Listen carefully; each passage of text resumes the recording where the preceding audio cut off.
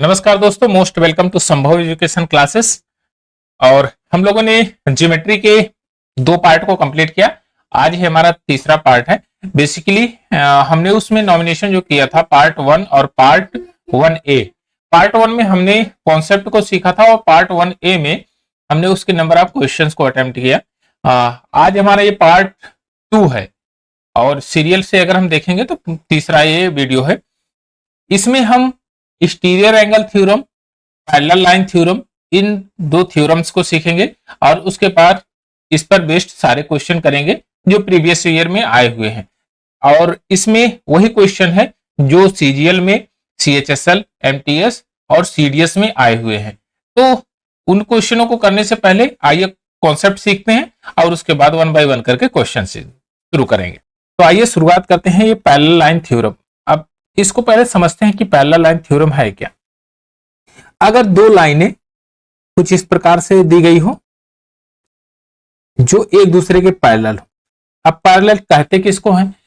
अगर दो लाइनों के बीच का डिस्टेंस ऑलवेज कांस्टेंट हो और वे दोनों लाइनें एक दूसरे के ऊपर परपेंडिकुलर हो। परपेंडिकुलर का मतलब 90 डिग्री का एंगल बनाती हो, तो उसको कहेंगे कि ये लाइनें एक दूसरे के पैरेलल हैं। जैसे यल और यम, तो हम कहेंगे यल यम दोनों पैरेलल हैं, एक दूसरे के पैरेलल हैं। अच्छा, क्यों? क्योंकि यह एक दूसरे पर 90 डिग्री का एंगल बना रही है, आप देख रहे हैं। और ये 90 डिग्री का एंगल जब तक बनाएंगी तब तक ये दोनों लाइनें आपस में कभी मिलेंगी नहीं, और कभी नहीं मिलेंगी तो इनके बीच का जो ये डिस्टेंस है, जो हाइट है, वो हमेशा कांस्टेंट रहेगा। यह कांस्टेंट रहेगा। कांस्टेंट का मतलब स्थिर, इसमें कोई परिवर्तन नहीं होगा। अच्छा, चलिए थोड़ा सा और आगे बढ़ते हैं। अगर आपने यह पैरेलल लाइन समझ लिया तो आपने यह भी सीखा था कि ट्रांसवर्स लाइन, ट्रांसवर्स लाइन एक थी, यानी कि दो पैरेलल लाइन को एक तिर्यक रेखा जो काटती है, इसको बोलते हैं आप ट्रांसवर्स लाइन, इसको बोलते हैं ट्रांसवर्स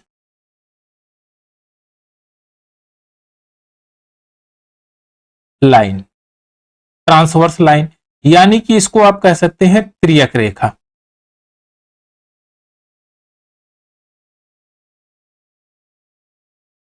कौन सी रेखा? तिर्यक रेखा।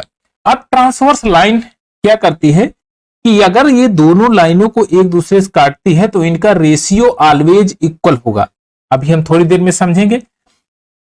अब मैं कहूं कि आपने तीन एंगल्स को बहुत आराम से और कॉन्सेप्चुअली रीड किया था। इसमें था एक अल्टरनेट, अल्टरनेट एंगल पहला, दूसरा corresponding angle,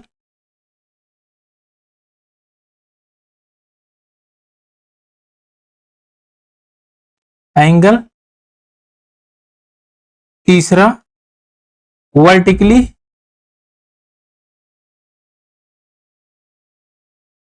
vertically opposite side angle, opposite side angle. चलिए अब देखिए अल्टरनेट एंगल कौन से हैं, करस्पॉन्डिंग एंगल कौन से हैं, पहले इसको समझ लेते हैं। तो यहां पर अगर हमने कोई एंगल ड्रा किया, यहां पर इस जगह पर अगर कोई एंगल ड्रा कर रहे हैं, मान लीजिए यह एक्स एंगल है और यहां पर जो एंगल ड्रा होगा यह वाई एंगल, तो यह दूसरे एक दूसरे के अल्टरनेट एंगल है। कौन से एंगल है? Alternate, alternate angle, alternate angle. अच्छा, अगर मैं कहूं कि क्या यहां पर एक एंगल बना दे ए और यहां पर एंगल बी, तो क्या ये दूसरे एक दूसरे के अल्टरनेट एंगल होंगे? आप कहेंगे हाँ, यह अल्टरनेट एंगल होंगे। और इनका सिद्धांत कहता है कि अल्टरनेट एंगल हमेशा इक्वल होते हैं। x is equal to y and a is equal to b. अच्छा, क्यों ऐसा होता है? जब आप इस लाइन की शिफ्टिंग को, ये लाइन यल और यम, जब आप लाइन को शिफ्ट करते हैं, देखिए अभी मैं शिफ्ट करना शुरू करूंगा, आपको ये पता चल जाएगा कि हाँ ये लाइनें कैसे प्रूव्ड हुई है। अब ये एक लाइन आपकी यल है और ये लाइन दूसरी आपकी यम है, यहां यम है। अगर मैं यम को उठा के यल के ऊपर ऐसे रखूं, अभी रखने वाला हूं, ध्यान रखिएगा, ट्रांसवर्स लाइन को खींचने के बाद यहां आपने कहा था एक्स है, यहां पर कहा वाई। अगर मैं इसको इसके ऊपर रख दिया, यानी कि यल पैरेलल है यम के, इसके ऊपर रख दूं तो क्या पैरेलल नहीं होगी? आप कहेंगे 100% पैरेलल होगी, क्योंकि उनके बीच का डिस्टेंस हमेशा कांस्टेंट है और वे एक दूसरे के ऊपर परपेंडिकुलर बना रही हैं। तो यह वाई शिफ्ट होके कहां जाएगा? यहां पर जाएगा। आप कहेंगे हाँ, और आप जानते हैं कि vertically opposite side angle are equal, तो आप कहेंगे कि एक्स और वाई ऑलवेज इक्वल। बात क्लियर है? चलिए, अगर इतनी बात क्लियर है तो आता है फिर कोरस्पॉन्डिंग एंगल। कोरस्पॉन्डिंग एंगल अब यहां देख लेते हैं, 2 नंबर कोरस्पॉन्डिंग एंगल।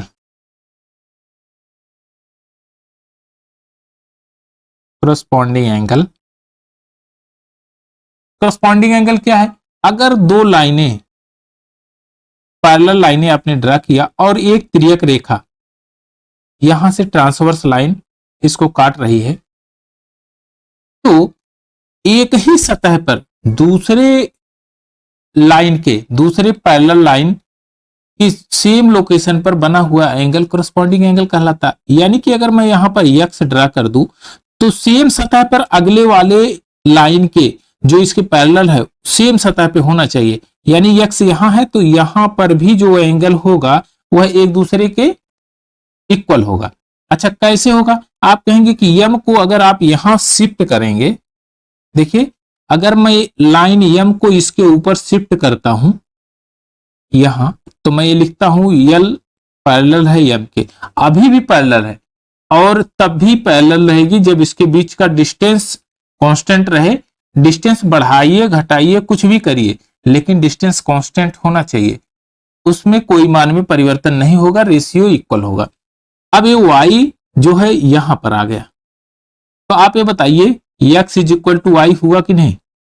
आप कहेंगे हाँ, तो हम कहेंगे कि कोरस्पॉन्डिंग एंगल्स इक्वल होते हैं। अगर दो पैरेलल लाइन ड्रा किया जाए और तिर्यक रेखा उसको काट रही है तो यहां पर बने हुए कोरस्पॉन्डिंग एंगल हमेशा इक्वल होंगे। अब आता है तीसरा, वर्टिकली अपोजिट साइड एंगल। और बढ़िया से आप जानते भी हैं वर्टिकली अपोजिट साइड एंगल को, दो पैरेलल लाइन को एक तिर्यक रेखा जब काटती है तो यहां पर इसके आमने सामने के कोण हमेशा इक्वल होंगे, आमने सामने के कोण हमेशा इक्वल होंगे। तो आप ये कह सकते हैं yes x equal to y and a is equal to b. अब ये दोनों हो गया आपका वर्टिकली अपोजिट साइड एंगल। तो यहां तक तो आपने इस चीज को समझ लिया। अब थ्योरम्स थोड़ा सा आगे बढ़ाएंगे कि क्या क्या है इसमें। अब ध्यान से देखिएगा, हमने क्या किया कि दो लाइनें ऐसे ड्रा किया, पैरेलल, सेम पैरेलल लाइनें हैं। अब यहां से एक लाइन इस तरह से हमने ऐसे ड्रा किया और यहां एंगल बनाया हमने, यहां एंगल बनाया ए और यहां एंगल बनाया बी। यहां पर कौन सा एंगल होगा? अब ध्यान से देखिए, यह थ्योरम का पार्ट है और यहीं से शुरू हो रहा है अभी मामला। अब मैं करूंगा कि यक्स, यहां मान लीजिए यक्स है और यक्स की वैल्यू आपको बतानी है, तो यक्स की वैल्यू बतानी है और यह है यक्स। मैं यहां से एक लाइन पास कराऊंगा सेम एटिजिट जैसे यल है और यम है, यम के डुप्लीकेट, यम का ही डुप्लीकेट एक लाइन यहां से पास कराऊंगा मैं, यहां से देखिए बीचों बीच से। तो ध्यान से आप देखेंगे कि ये इसका अल्टरनेट एंगल क्या बनेगा?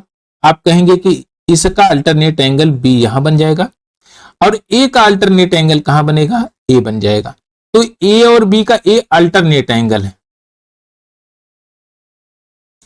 Alternate angle.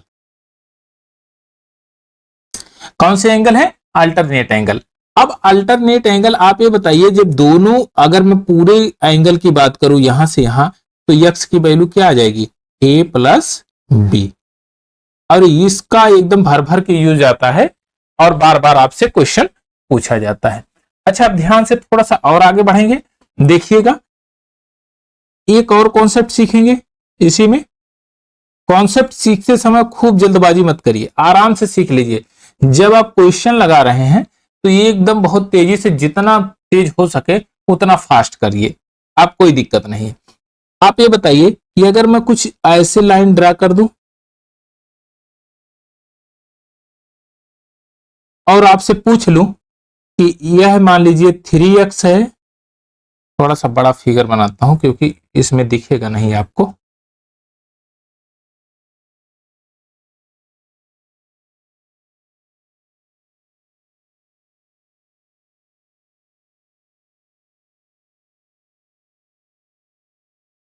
यह 3x है, यह 4x है, यह 5x है और यह 6x है। अब आपसे पूछ लिया गया x की वैल्यू बताइए, x की वैल्यू क्या होगी। तो ध्यान से देखिए, आपने यहां पर पैरेलल लाइन का जब सिद्धांत पढ़ा तो आप ये कहेंगे कि अगर मैं इस लाइन को यहां पर सीधी रेखा को ऐसे मिलाऊं तो यह एक दूसरे को काटेगी। आप कहेंगे हाँ सर काटेगी, यह पक्का एक दूसरे को काटेगी। अब ध्यान से देखिए, अगर यहां पर 5x बन रहा है तो यहां पर भी 5x बनेगा कि नहीं। आप कहेंगे हाँ सर ये तो बनेगा 5x। आप ये बताइए कि अगर ये दोनों त्रिभुज के दोनों एंगल का सम इसके तीसरे वाले एंगल के एक्सटीरियर एंगल के बराबर होता है, आप कहेंगे हाँ 11x यहां हो जाएगा। अभी हम उसको एक्सटीरियर एंगल थ्योरम भी पढ़ लेंगे और इसी यही होता है कि अगर हम कोई ट्रायंगल लेंगे और किसी भी ट्रायंगल के एक्सटीरियर एंगल की वैल्यू जो होगी वह दोनों शेष दोनों इंटीरियर एंगल के सम के बराबर होती है, तो इनका सम कर देंगे 6 5 11 यहां आ जाएगा। अब ध्यान से देखिए इसका अल्टरनेट एंगल क्या बनेगा, इस लाइन जो हमने ड्रा किया 11x का अल्टरनेट एंगल आप कहेंगे यहां बनेगा 11x। बस काम आपका हो गया। अगर आपने यह समझ लिया तो देखिए आपके तीनों एंगल मिल गए, 3x plus 4x plus 11x, तो 4 3 7 1 8 18x। और 18x की वैल्यू क्या है, 18x की वैल्यू 180 है, क्योंकि ट्रायंगल के इंटीरियर एंगल का सम 180 होता है, तो x की वैल्यू कितनी आ जाएगी 10 आ जाएगी। तो इस तरह से कॉन्सेप्ट आपको मिलेगा और भर भर के मिलेगा। आइए अब एक कॉन्सेप्ट और सीख लेते हैं, एक्सटीरियर एंगल थ्योरम। क्या है एक्सटीरियर एंगल थ्योरम, इसको पहले समझते हैं। एक आपने ट्रायंगल लिया कोई और उसके मान लीजिए ट्रायंगल ए बी एंड सी, यह सी का इंटीरियर एंगल है और यह सी का एक्सटीरियर एंगल ऑफ सी का एक्सटीरियर एंगल है। अब यहां पर ये सी है, आपने पढ़ा है A plus B plus C is equal to 180 degree. आप कहेंगे हाँ 180 डिग्री होता है।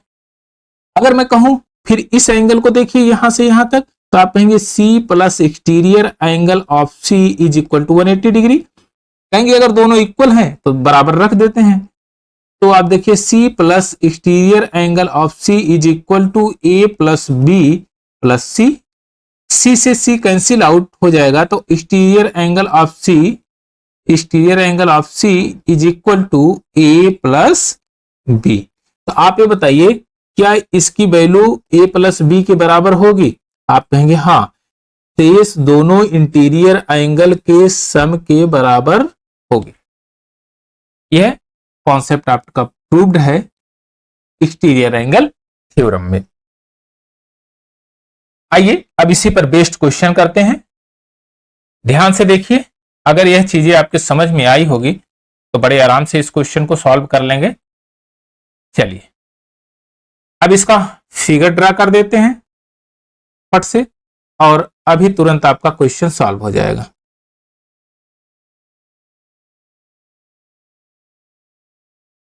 देखिए कुछ इसी प्रकार से है, 1 2 3 4 5 6 7 8। 1 और 2 का एक्सटीरियर एंगल क्या होगा, आप कहेंगे इसका एक्सटीरियर एंगल आपका ये हो जाएगा 1 + 2। और यह वैल्यू कितनी आएगी, आप कहेंगे 180 माइनस 1 प्लस 2।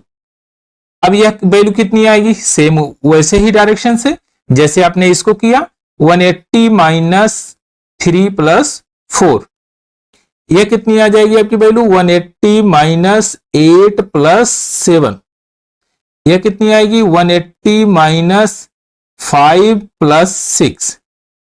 पॉइंट क्लियर है। अब चतुर्भुज के चारों कोणों का योग जोड़ लीजिए, क्योंकि a plus B plus c 1 2 3 4 5 6 7 8 तक जोड़ा गया है। अब देखिए 18 चौक 72, तो 720 ऐसे हो जाएगा, 720 माइनस 360 होता है 720, और a आपका वैल्यू बन जाएगा 1 plus 2 plus 3 plus 4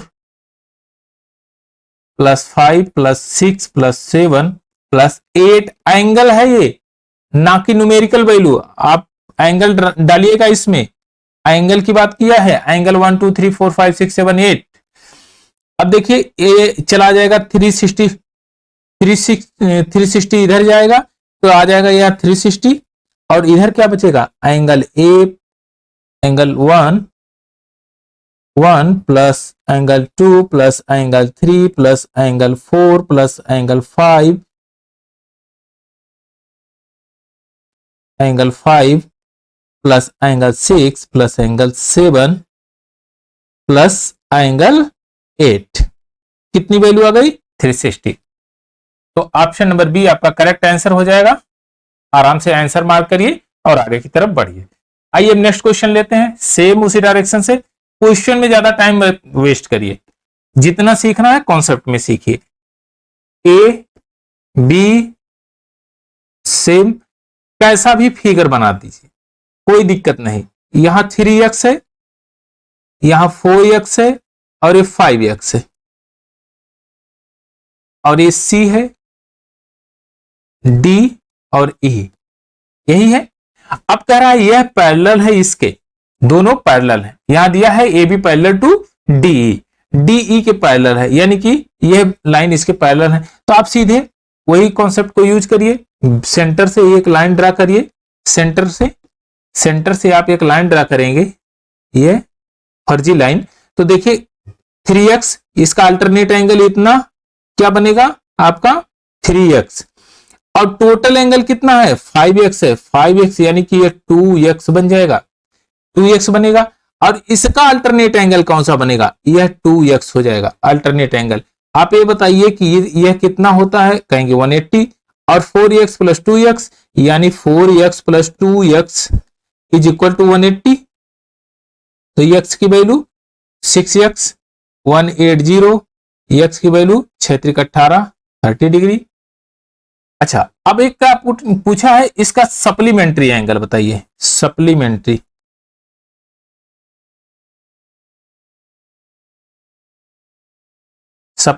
angle, supplementary angle कितना होगा। आप कहेंगे 180 में से 30 को घटा देंगे, आ जाएगा 150, 150 इसका सप्लीमेंट्री एंगल होगा। ऑप्शन नंबर बी आपका करेक्ट आंसर हो जाएगा। आइए नेक्स्ट क्वेश्चन लेते हैं, एकदम बहुत बेहतरीन क्वेश्चन है, यहीं पर सॉल्व कर लेंगे, क्या दिक्कत है। अब देखिए अगर यह 110 है तो यह कितना होगा, 70 होगा। आप ये बताइए कि इनकी वैल्यू 35 और 70 की वैल्यू इसके बराबर होगी। आप कहेंगे हाँ, तो मैं लिख सकता हूं 35 plus 70 is equal to 2x plus 15, ये होगा। आप यहां से ले आएंगे 15 को यहां पर शिफ्ट करेंगे तो यहां 20 बचेगा, और ये हो जाएगा 20 प्लस 70 यानी 90 इज इक्वल टू 2x, और x की वैल्यू कितनी आ जाएगी 45, x की वैल्यू 45। अब पूछा क्या है आपसे, x का मान बताइए, तो है कहीं ऑप्शन नंबर ए आपका करेक्ट आंसर है 45। चलिए एक और क्वेश्चन लेते हैं। अब ये शिफ्टिंग का है, सेम जैसे ही आपने शुरुआती दौर में लाइन को शिफ्ट किया था उसी प्रकार से यहां पर भी लाइन को हम शिफ्ट करेंगे, और कुछ करना है नहीं। जैसे ही आपने लाइन को शिफ्ट करना सीख लिया, मामला आपका क्लियर हो जाएगा, एकदम बहुत बेहतरीन तरीके से इसको सॉल्व कर लेंगे। बहुत नॉर्मल क्वेश्चन है, बशर्ते थोड़ा सा दिमाग लगाएंगे तो ये आराम से सॉल्व हो जाएगा। अब मैं यहां पर लिख देता हूं यस टी। अब देखिए एस टी पैरेलल है पी क्यू के, यहां दिया है p q parallel to s t, इसके पैरेलल है। अब कह रहा है पी क्यू आर कितना है 110, और आगे क्या कह रहा है एस आर एस टी यह कितना है 130। ध्यान से देखिए, अब मैं एक लाइन ड्रा कर रहा हूं, मैं ये कहूं कि यस और टी यहां पर है तो मैं कहूं कि खसका के इसी के पैरेलल रखूंगा, और मैं पैरेलल का मतलब मैं यहीं से शुरू कर रहा हूं। ध्यान से देखिए, तो मैं कहूंगा यस यहां पर आ गया, टी हमारा यहां पर, कोई दिक्कत? आप कहेंगे एकदम दिक्कत नहीं। अगर यहां पर आ गया तो सेम लोकेशन पे यहां पर 130 बनेगा। आप कहेंगे हाँ वो तो शिफ्टिंग किया है तो ये एंगल भी शिफ्ट हो जाएगा। चलिए, एंगल अगर शिफ्ट हो गया तो ध्यान से देखिए कि अब यहां पर तो आपका 180 बनता है, ये आ जाएगा 70। अब ये बताइए इसका एक्सटीरियर एंगल क्यू आर, और इसको हम यस मानते हैं, सॉरी यस यार, यहां पर अगर यस बना दीजिए, यस को यहीं पर रहने दीजिए, यस को यहां, अगर ये लाइन बढ़ा के इसमें मिला देंगे तो भी कोई फर्क नहीं पड़ेगा। क्यू आर एस में देखिए यह 130 एक्सटीरियर एंगल है, किसका? यस का एक्सटीरियर एंगल है 130, तो यहां पर कौन सी वैल्यू पुट करेंगे कि 130 बन जाएगा? तो आप कहेंगे कि 7 5 12 7 6 13, यानी कि अगर 60 पुट कर देंगे तो 7 6 13 हो जाएगा। आप देखिए इसका और इसका सम ये 130 हो रहा है, तो यक्स की वैल्यू कितनी हो जाएगी 160 एंगल 60, एंगल नंबर बी आपका, ऑप्शन नंबर बी आपका करेक्ट आंसर हो जाएगा। बस केवल लाइन की शिफ्टिंग करना है, बाकी इसमें कुछ है नहीं। चलिए एक और क्वेश्चन लेते हैं, सेम यही है, लाइन की शिफ्टिंग करना है आपको। दो पैरेलल लाइनें हमने ड्रा कर लिया, इसमें कह रहा है पी, ए पी है और दूसरी क्यू, और ए आर, यहां पर यस, और ये एक लाइन आप यहां पर इस तरह से मिली हुई है, यह ओ है। हमने कहा आगे पीछे किया है कोई दिक्कत नहीं, हम अगर ऊपर नीचे भी कर लेंगे तो कोई परिवर्तन विशेष होने वाला नहीं है। मैं कहूंगा कि यहां से एक लाइन ड्रा करूंगा मैं, स्ट्रेट लाइन, तो यहां 90 डिग्री का एंगल बनाएगा, और यहां पर देख रहे हैं 120 डिग्री का है, तो मैं कहूंगा ये 30 डिग्री का हो जाएगा। आप कहें ठीक है। अब बताइए अगर यह 90 डिग्री का बना तो यह कितना बनेगा 45 डिग्री बनेगा, क्योंकि टोटल 135 है ही। अब मैं बताओ यहां पर क्या पुट करूं कि 45 हो जाए, क्योंकि यह इसका एक्सटीरियर एंगल है, क्यू ओ एस का एक्सटीरियर एंगल 45 है, यस का एक्सटीरियर एंगल है, तो 30 प्लस 15 45 हो जाएगा, यानी कि एंगल क्यू ओ एस की वैल्यू कितनी हो जाएगी 15। ऑप्शन नंबर बी आपका करेक्ट आंसर है। आइए नेक्स्ट क्वेश्चन लेते हैं, सेम एटीजिट क्वेश्चन है, ध्यान से देखिए, इसको हम शिफ्ट करा देते हैं, बस केवल शिफ्ट कराने वाला मामला है। पूछा क्या है आपसे, यक्स की वैल्यू पूछी है, यहीं पर कार्रवाई कर देते हैं। यक्स की वैल्यू आपसे पूछा गया है कि यक्स क्या है। अब देखिए अगर मैं इस लाइन को पी क्यू को इसी के ऊपर लाके रख दूं तो भी पैरेलल है कि नहीं? आप कहेंगे सर एकदम पैरेलल है, तो 95 कहीं यहां पर शिफ्ट हो जाएगा, आप कहेंगे हाँ 95 शिफ्ट हो जाएगा। आप ये बताइए 110 यहां पर है तो यह एंगल कितना बनेगा? आप कहेंगे सर 70 बनेगा, तो 70 में मैं क्या जोड़ दूं कि यह एक्सटीरियर एंगल बन जाए? आप ये ध्यान से देखिए, इस ट्रायंगल का यह एक्सटीरियर एंगल है कि नहीं? आप कहेंगे हाँ, तो जब इस प्लेस पर यानी कि इसका एक्सटीरियर एंगल ये है, तो सेम दोनों रिमेनिंग एंगल्स जो बचे दोनों एंगल्स का सम के बराबर होता है इसका एक्सटीरियर एंगल। बस ठीक है, काम हो गया आपका। तो यहां पर x की वैल्यू क्या पुट करूं 25, अगर 25 आप पुट कर दीजिए तो आ जाएगा 95, तो x की वैल्यू क्या आ जाएगी 25 है कहीं ऑप्शन में, ऑप्शन नंबर बी आपका करेक्ट आंसर। चलिए एक क्वेश्चन और लेते हैं, दिए गए चित्र में ए बी सी डी के समांतर है। ए बी कहां है भाई, ए बी, यह देखिए ए बी सी डी के समांतर है, सी डी के समांतर है तो मैं कह सकता हूं ई डी के भी समांतर होगी, ई एफ के भी समांतर होगी, क्योंकि ये पहले एक सीधी लाइन है, स्ट्रेट लाइन है। चलिए यह चीज तो हमने समझ लिया। अब दूसरा कंडीशन क्या कहता है, दूसरा कंडीशन ये कहता है ए सी बी डी के समांतर है, ए सी यहां पर है और ये है बी डी के समांतर, बी डी के पैरेलल है, इसको भी हमने देख लिया। चलिए अब यहां पर आपसे वैल्यू क्या पूछा है, एक्स की वैल्यू पूछा है। आप ध्यान से देखिए बड़े आराम से, अभी तुरंत क्वेश्चन सॉल्व हो जाएगा। अगर मैं बी डी को उठा के ए सी के ऊपर ले आता हूं, यानी बी और डी को इसी के ऊपर शिफ्ट करता हूं, यहां पर शिफ्ट कर देता हूं बी डी के ऊपर, तो आप ये बताइए कि 55 कुछ यहां बनेगा और इसका करस्पॉन्डिंग एंगल सेम सतह वाला एंगल कहां बनेगा, आप कहेंगे गुरुजी यहां बन जाएगा 55। बात क्लियर है। आप ये बताइए कि यह पूरा एंगल कितने का होता है, आप कहेंगे 180 का होता है। तो आप ये बताइए कि इतना एंगल तो 95 हो गया, 95 हो गया, 95 plus x is equal to 180, तो एक्स की वैल्यू कितनी हो जाएगी, 75 हो जाएगी कि नहीं, है कहीं पर। ऑप्शन नंबर सी आपका करेक्ट आंसर। तो भारी भरकम चित्र देख के घबराइए नहीं, तुरंत सॉल्व हो जाएगा, बशर्ते कॉन्सेप्ट क्लियर होना चाहिए। चलिए एक क्वेश्चन लीजिए, एक बहुत बेहतरीन क्वेश्चन है, ये सीजीएल में आया था, सीजीएल मेंस का है, और मेंस का कोई क्वेश्चन एक्चुअली होता नहीं है। ऐसा नहीं है कि जो प्रीलिम्स में जो क्वेश्चन पूछा जाए वो मेंस में नहीं आएगा, या मेंस में जो पूछा जाए वो प्रीलिम्स में नहीं आएगा। ये तो हम लोगों के कहने की स्टाइल है कि हाँ ये देखो मेंस का क्वेश्चन है, वो देखो प्रीलिम्स का क्वेश्चन है, ऐसा कुछ है नहीं। कहीं पर यह बाउंडेशन नहीं रखा गया है कि यह क्वेश्चन में प्री में नहीं आएगा। तो सारे क्वेश्चनों का हम लोग एनालिसिस करेंगे। अब देखिए यहां पर कह रहा है चित्र एबीसी डी में एक ट्रायंगल है, पहले ट्रायंगल को हम फॉर्म करते हैं, स्ट्रक्चर बनाने की कोशिश करिएगा तो आप बड़े आराम से क्वेश्चन को सॉल्व कर लेंगे। तो आपके पास बनाने की हैबिट भी हो जाएगी, और जिसमें स्ट्रक्चर नहीं है उसमें भी आप स्ट्रक्चर बना सकते हैं।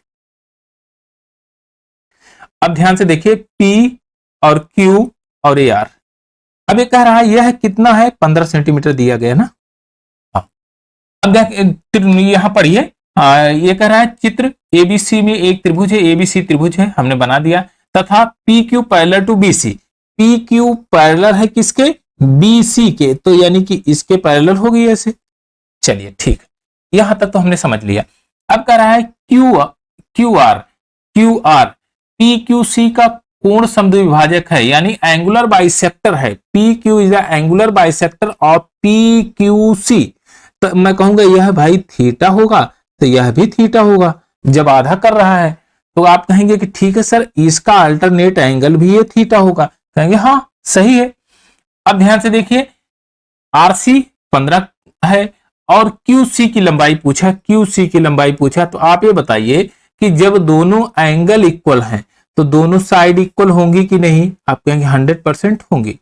तो दोनों साइड इक्वल होंगी तो इसकी वैल्यू कितनी हो जाएगी, 15 सेंटीमीटर, यानी कि QC की वैल्यू कितनी आएगी, 15 सेंटीमीटर, यही तो है। चलिए अब आपका ऑप्शन नंबर डी आपका करेक्ट आंसर है, आप आंसर मार्क कर सकते हैं। आइए नेक्स्ट क्वेश्चन लेते हैं। देखिए सेम एटीट्यूड शिफ्टिंग वाला मेथड है, इसमें मामला और कुछ है नहीं। अब इस शिफ्ट कर लेंगे काम आपका बन जाएगा। अब ध्यान से देखिए, दो तरीके से सीखेंगे। एक सबसे सिंपल तरीका देखिए, जो बेसिक तरीका है, ए बी और ए हमने बना दिया आपका सी, और ये आपका डी।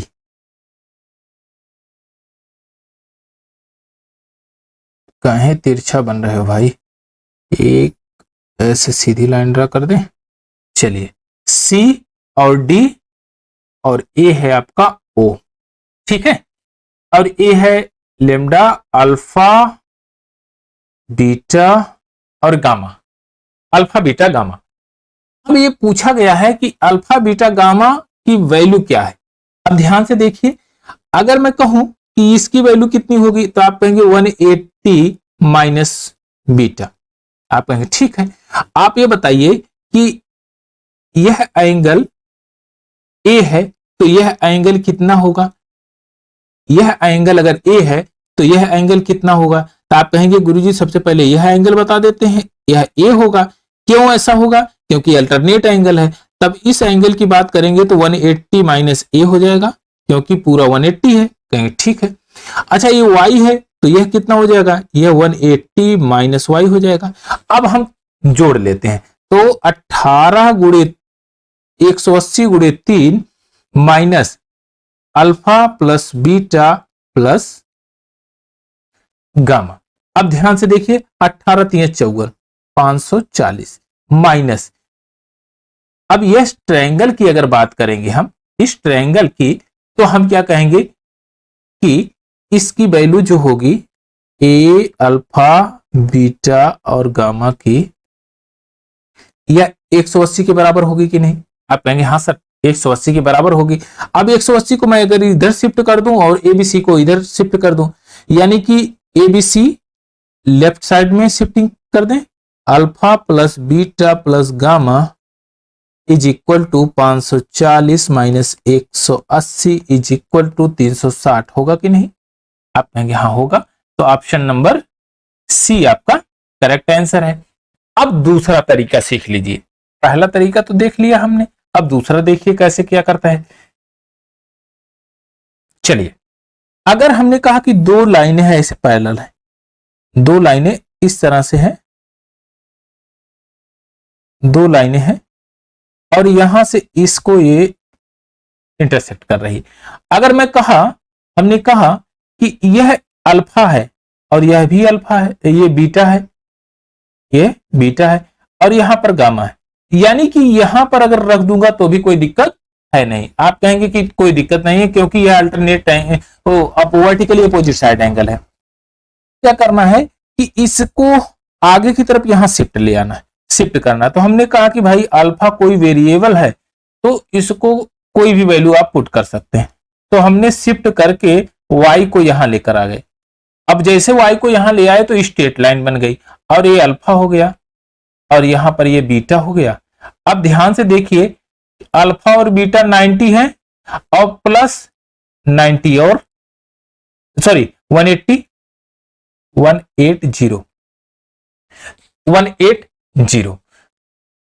तो अच्छा 360 नहीं होगा 270 होगा, सॉरी यहां पर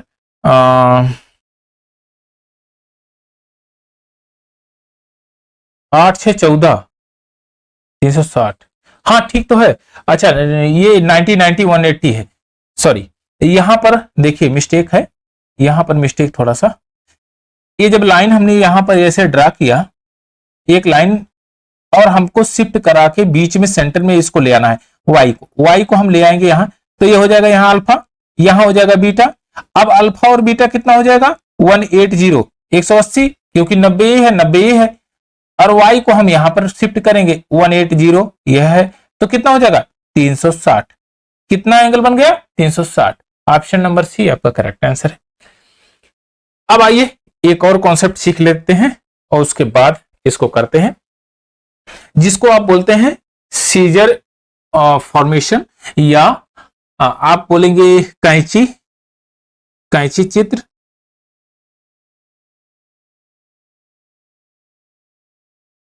कैंची फिगर, कैंची फिगर कैसे होती है कुछ इस प्रकार से, आपने खूब कैंची देखा होगा, लेकिन जब हम ज्योमेट्री में पढ़ेंगे तो कुछ इस प्रकार से देखते हैं।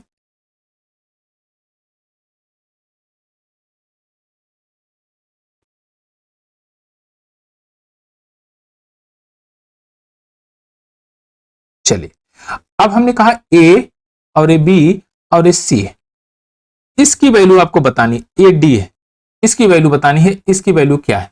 पहले कॉन्सेप्ट को सीख लेते हैं फिर समझ में आ जाएगा कि हाँ इसकी वैल्यू क्या है।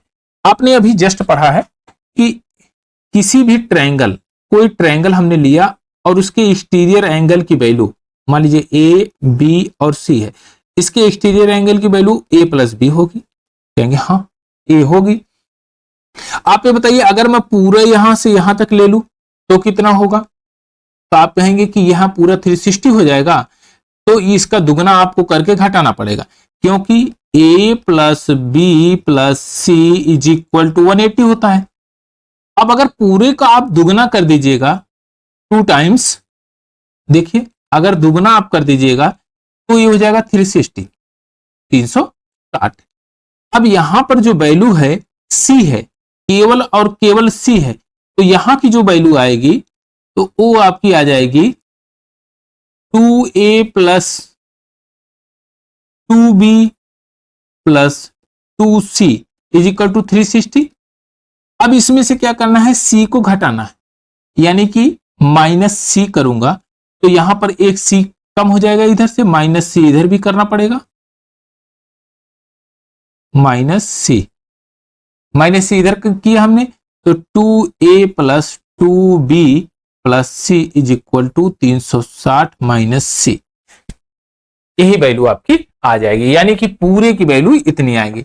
लेकिन अब मैं ध्यान से देखिए, अब मैं कुछ स्ट्रक्चर इस प्रकार से बना रहा हूं, एक क्वाड्रिलेटरल बनाया हमने ए बी सी डी। आप ये बताइए कि इसकी वैल्यू कितनी होगी, अगर ये रेक्टेंगल है तो आप ये कहेंगे कि इसकी वैल्यू हो जाएगी, यह अगर 90 डिग्री है तो इसकी वैल्यू जो होगी वह A plus B plus C plus D is equal to 360 होता है। आप कहेंगे हाँ।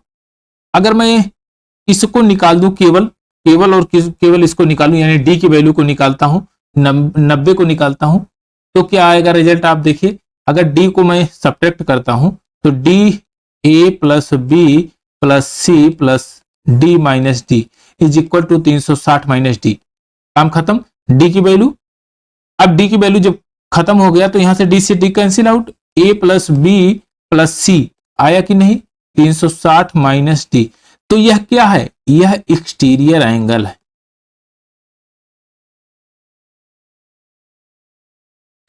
क्या यह चित्र और चेंज होगा, आप कहेंगे हाँ सर, यह चित्र तो एकदम चेंज होगा। अब देखिए तीसरे कंडीशन में हमने क्या किया, इस चित्र को पुश करके कुछ इस प्रकार बना दिया, यानी कि यहां से ले गया इस तरह से और ऐसे दबा के इस तरह से बना दिया। अब कहा कि बी अपनी जगह पे है, डी यहां पर आ गया, ए वहीं पर है, सी यहीं पर है। अब देखिए क्या यह जब यहां एंगल बढ़ा तो इधर का एंगल कम होगा, आप कहेंगे हाँ 100% कम होगा। और यह वैल्यू कितनी आएगी, आप कहेंगे अभी भी A plus B plus C plus D is equal to 360 है, क्योंकि किसी भी क्वाड्रिलेटरल के इंटीरियर एंगल का सम 360 होता है। अब हमने कहा कि डी को निकाल दो तो बाकी बचा हुआ एंगल आपको पता करना है, और पूरा एंगल 360 है तो हमने डी को यहां से माइनस कर दिया, तो यही तो वैल्यू आएगी 360 माइनस डी, यही तो आएगी। कहेंगे हाँ। अब देखिए अगर डी को यहां से माइनस किया तो minus D plus D minus D plus कर दीजिए, प्लस ए प्लस बी प्लस सी। चलिए दूसरी लाइन में लिख देते हैं, नहीं तो आप कहीं कंफ्यूजन में हो जाएंगे तो वो भी दिक्कत। अरे भाई रुको, ये यहां से ए डी, देखिए A plus B plus C plus D minus D is equal to 360 minus D, और डी से डी कैंसिल आउट। आप अभी भी A plus B plus C is equal to 360 minus D हुआ कि नहीं, आप कहेंगे हाँ, ये थ्योरम आपका प्रूव्ड है कैची फिगर। यानी कि अगर मैं इसकी वैल्यू बताना चाहूं तो क्या कहूंगा, ए प्लस बी प्लस सी है, किसी भी प्रकार से अगर मैं बताना चाहूं कि इसकी वैल्यू क्या होगी तो आप ये बता सकते हैं कि नहीं, एक्स वाई जेड और यहाँ पी, इसकी वैल्यू बताइए तो आप कहेंगे x plus y plus z, ये वैल्यू हो जाएगी। आइए नेक्स्ट क्वेश्चन लेते हैं, सेम उसी कॉन्सेप्ट पे बेस्ड है। यहां पर देखिए थीटा की वैल्यू आपसे पूछा है, थीटा का मान क्या होगा। तो थीटा के मान के लिए सबसे पहले आप यहां देखेंगे कि अगर मैं थीटा को फाइंड आउट करूंगा तो a plus 4t plus b is equal to theta, तो मैं ये कह सकता हूं कि a plus 4t plus b is equal to theta, और मैं कह सकता हूं कि a plus b is equal to theta minus 4t। देखिए अब मैं अगर इस ट्रायंगल की बात करूं, इस क्वाड्रिलेटरल की बात करूं,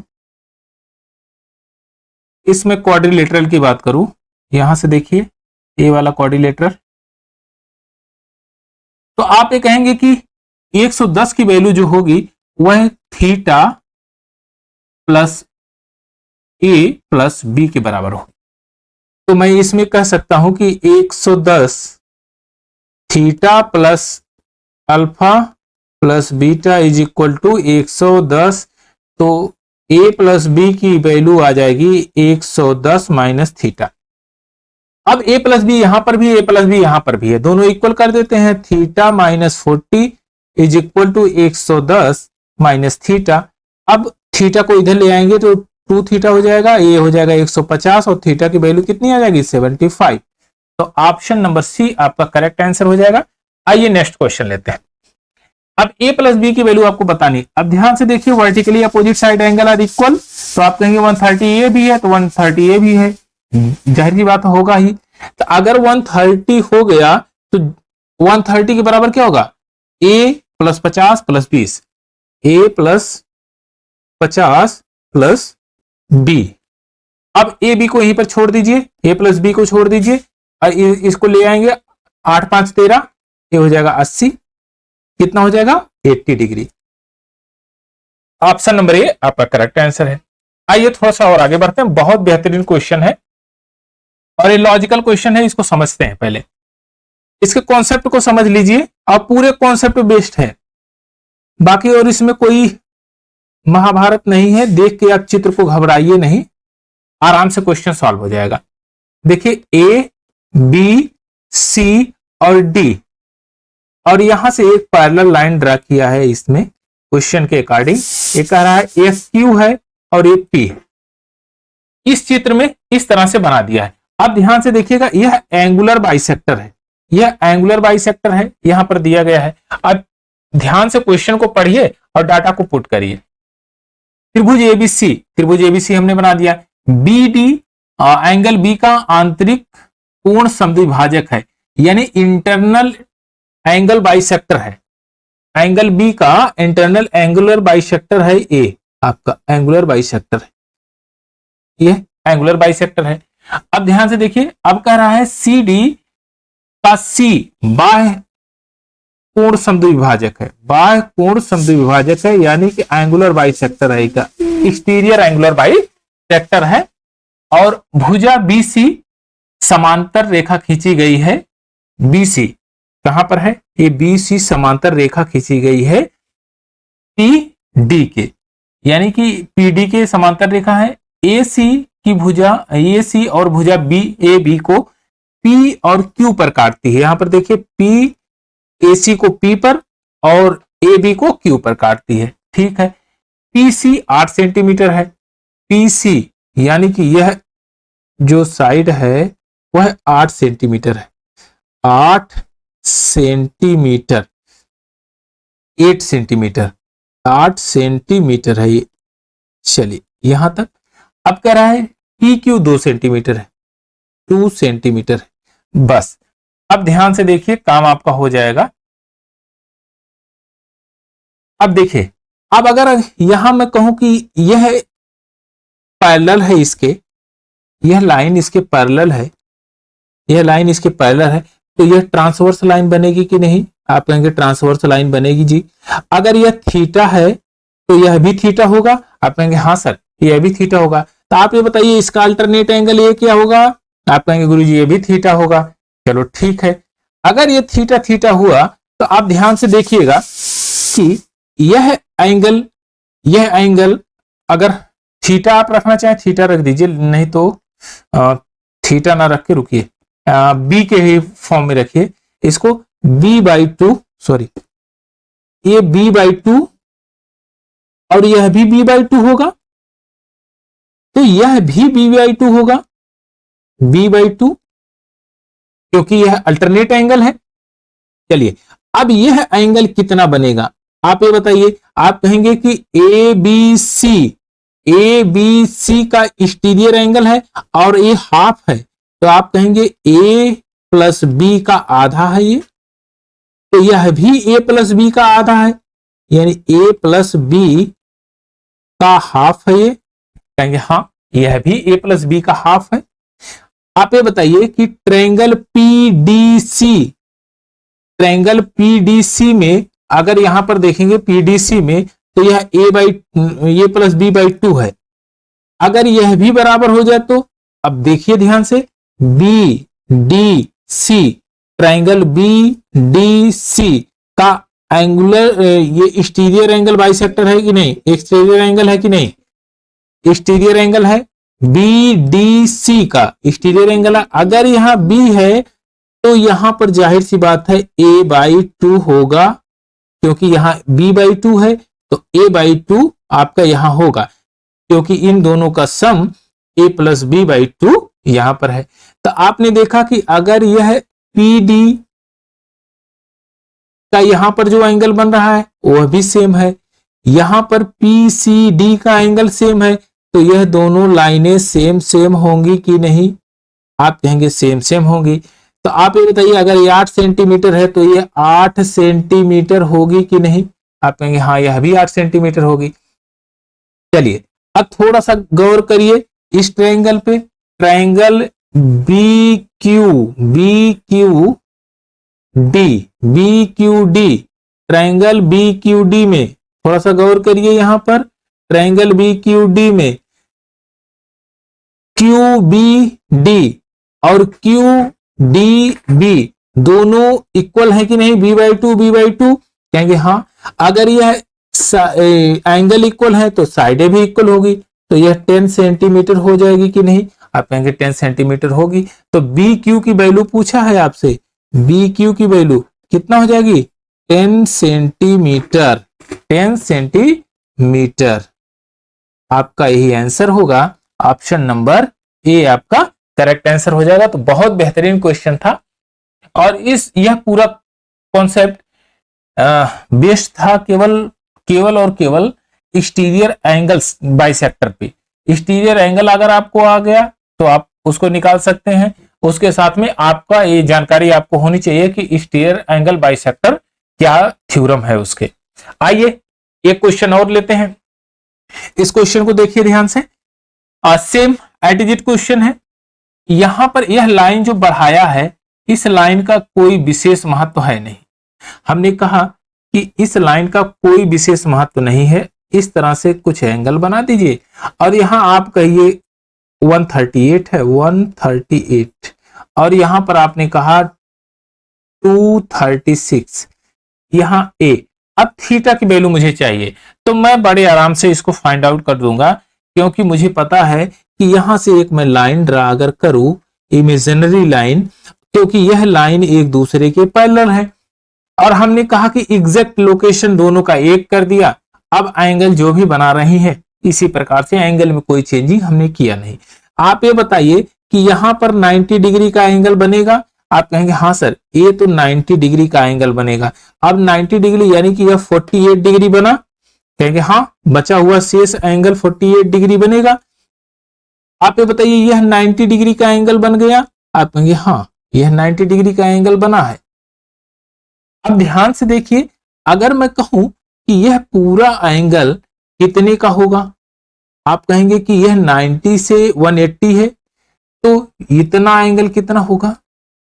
आप कहेंगे कि यह हो जाएगा 146, 146। इस एंगल की वैल्यू बताइए, इस एंगल की वैल्यू। तो आप कहेंगे कि इस एंगल की वैल्यू हो जाएगी 34, क्योंकि यहां से यहां तक 180 होता है, अब 34 हो गया। अब ये बताइए कि अगर मैं 34 में क्या जोड़ूं, थीटा की वैल्यू क्या रखूं कि 48 हो जाए? ऐसा क्यों है? ऐसा इसलिए है कि यह O है एंगल और ये B है। ट्रायंगल OAB में ट्रायंगल O के एंगल O का एक्सटीरियर एंगल देखिए, O का ये एक्सटीरियर एंगल है 48, और इसकी वैल्यू शेष दोनों एंगल के सम के बराबर होती है 34 प्लस थीटा।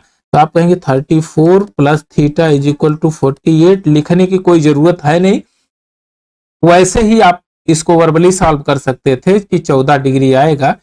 ये तो हमने केवल जानकारी के लिए लिख दिया। ऑप्शन नंबर सी आपका करेक्ट आंसर हो जाएगा। आइए एक और बेहतरीन क्वेश्चन लेते हैं। ये बहुत अच्छे लेवल का क्वेश्चन है। अब देखिए ध्यान से, इसको सॉल्व कर लेते हैं।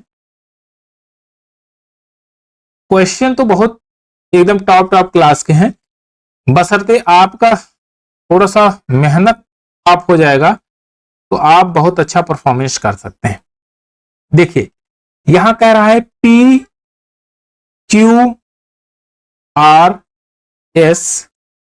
यहां पर टी यू वी, और वैल्यू वैल्यू किसकी पूछा है, Q P R, Q P R की, यहां मान लीजिए एक्स, टी यू वी की, यहां मान लीजिए वाई, यानी कि हमको फाइंड आउट क्या करनी है, एक्स प्लस वाई, यही वैल्यू फाइंड आउट करनी है।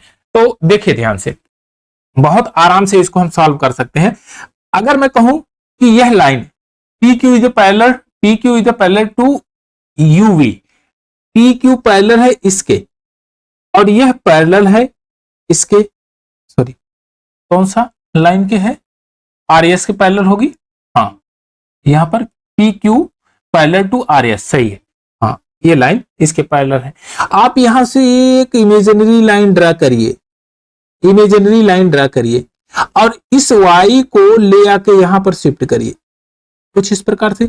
अगर ये y यहां पर शिफ्ट हो गया तो आप बताइए ये u v लाइन यहां पर आ गई, आ गई कहेंगे हाँ एकदम आ गई, कोई दिक्कत नहीं, तो यहां से बढ़ा लीजिए, कोई दिक्कत नहीं, इस तरह से इसको कर लीजिए, मिला लीजिए।